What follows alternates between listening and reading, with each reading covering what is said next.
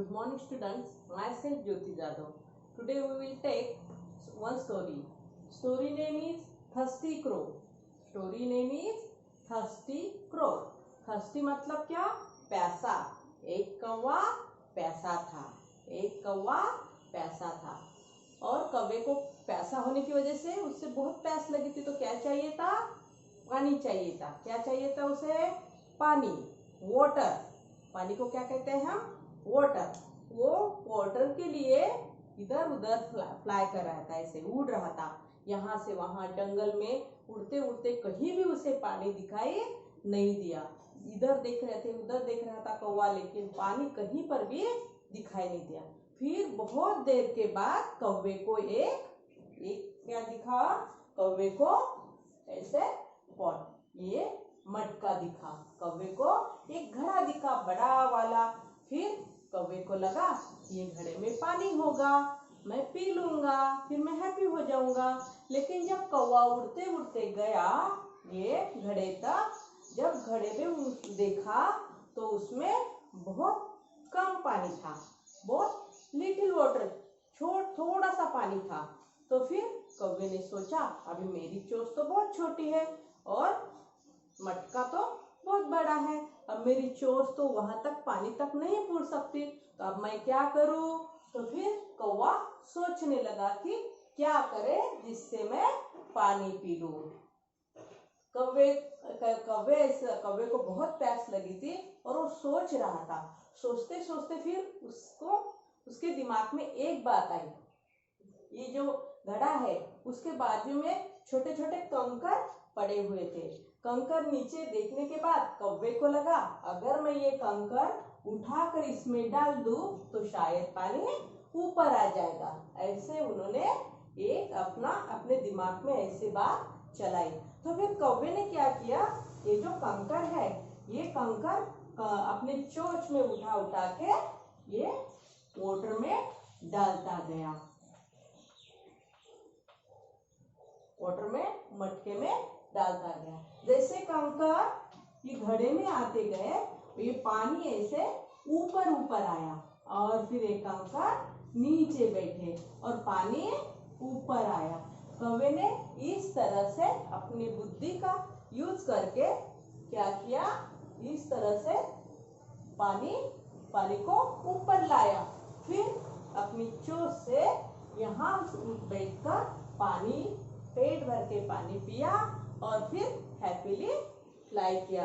फिर इस तरह से कौवे की प्यास बुझी. इस तरह से कौवे की प्यास बुझी.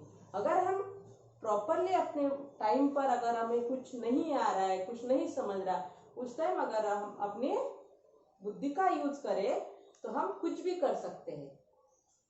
तो इस ऐसे कौवे ने अपनी आइडिया से पानी को ऊपर लाया और फिर पेट भर के पानी पिया. इसके ऊपर एक सॉन्ग है.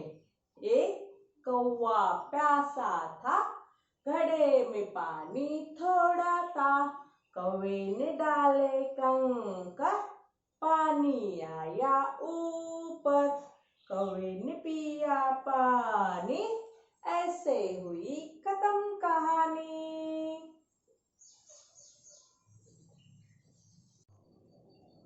और आज हम देखेंगे मराठी. आज आपल्याला काय शिकायचं आहे? मराठी.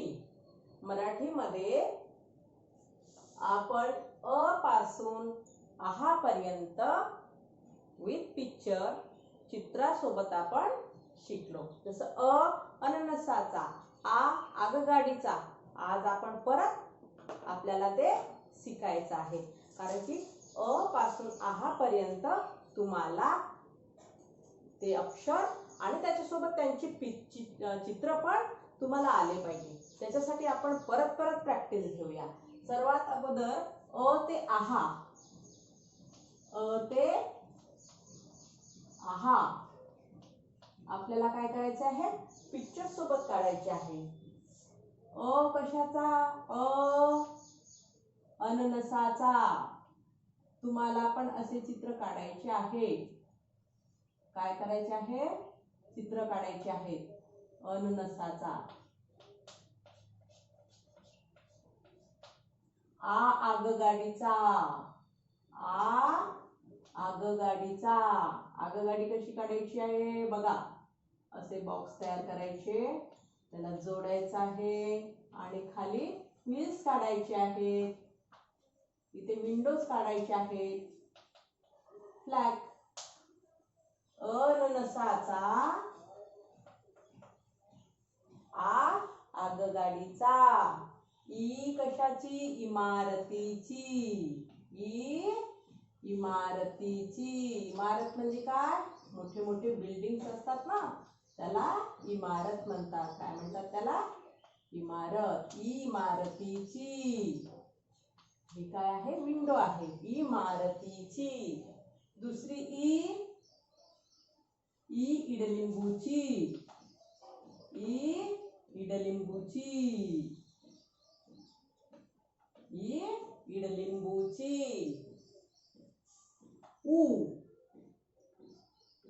उखळीचा. उखळीचा. अशी उखळ काढायची आहे. उखळीचा. दुसरा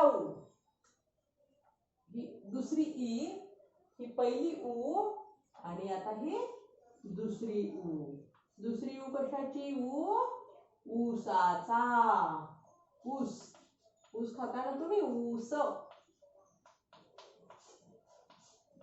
ऊसाचा.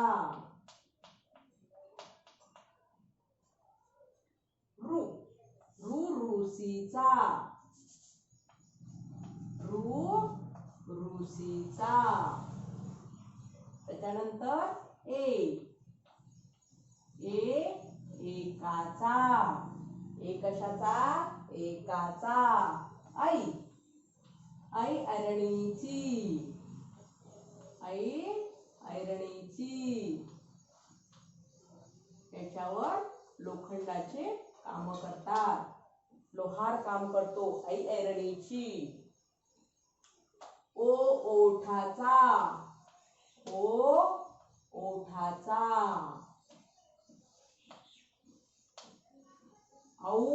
औषधीचा. कशाचा? औषधीचा.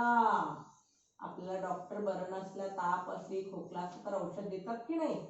औषधीचा. अंगठीचा. आपल्या हातात अंगठी असते ना, अंगठीचा. आपण बोटामध्ये आपण घालतो की नाही अंगठी? अंगठीचा. आणि सर्वात शेवटी हे काय आहे? हे स्वर आहे. काय आहे? स्वर.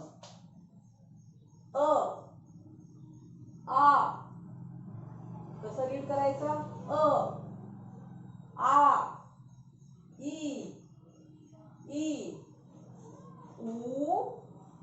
ई रू. ऐ. औ.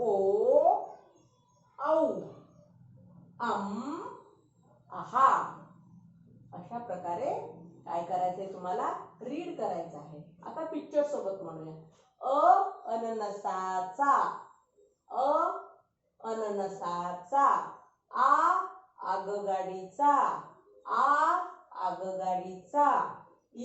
इमारतीची. इमारतीची. इडलिंबूची. इडलिंबूची. ही पहिली आणि ही दुसरी उखळाचा. पहिली उखळाचा. ऊसाचा. ऊस. ऊसाचा. रूसीचा. रूसीचा. एकाचा. एकाचा. ऐरणीची. ऐरणीची. ओठाचा. ओठाचा. औषधीचा. औषधीचा. अंगठीचा. अंगठीचा. अशा प्रकारे तुम्हाला एक एक पिक्चर एक एक पेजभर करायचं आहे. अननसाचा, आईचा असं वर लिहायचं आणि तेच बघून एक पेजभर तुम्हाला 2-2 लेटरची प्रॅक्टिस करायची. विथ पिक्चर तुम्हाला आलं पाहिजे. पॅरेंट्सनी स्वतः पिक्चर्स काढून द्यायचे नाहीये. मुलांना ज्या पद्धतीने जसं येईल तसं त्यांना काढू द्यायचंय, पण पेन्सिलचाच यूज करायचा. एक्झाममध्ये पण मी बघितलं की काही पॅरेंट्सनी पेनने लिहून पाठवलं, तर पण पेन यूज करू नका. लहान मुलांना पेन्सिल द्या आणि पेन्सिलचाच त्यांना वापर करू द्या. अशा प्रकारे त्यांच्याकडून प्रॅक्टिस करून घ्या. थँक्यू.